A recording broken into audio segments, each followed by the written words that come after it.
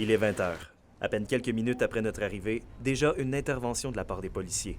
Un conducteur est soupçonné d'avoir les facultés affaiblies.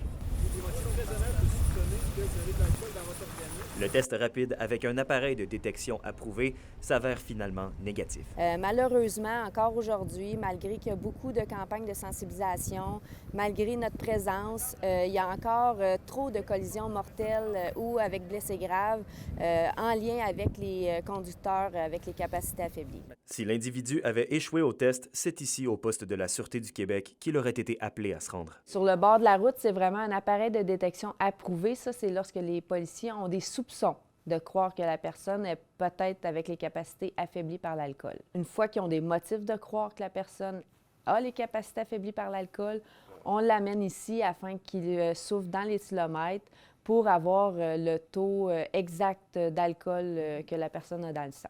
Pour le corps de police provincial, ce genre d'opération est primordial pour prévenir, mais surtout sensibiliser les automobilistes aux dangers de la conduite avec les facultés affaiblies. Ça nous permet de parler avec les gens, puis effectivement, la plupart des gens sont contents de nous voir.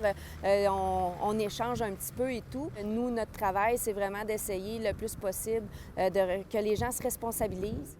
L'alcool au volant, c'est une chose, mais selon David Marcil de CAA Québec, la drogue au volant n'est pas à négliger. L'association a d'ailleurs fortement intensifié ses opérations de sensibilisation dans les écoles en 2023.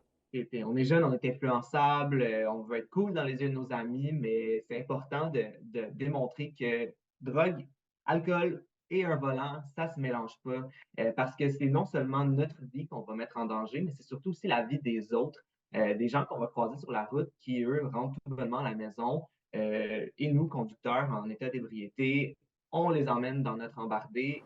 Et qui dit faculté affaiblie dit aussi Opération Nez Rouge, qui tiendra sa dernière soirée de raccompagnement ce vendredi à Rouyn-Noranda et La Sarre. Après, il faudra prévoir en conséquence. Alexandre Cabana, RNC Nouvelles, à Rouyn-Noranda.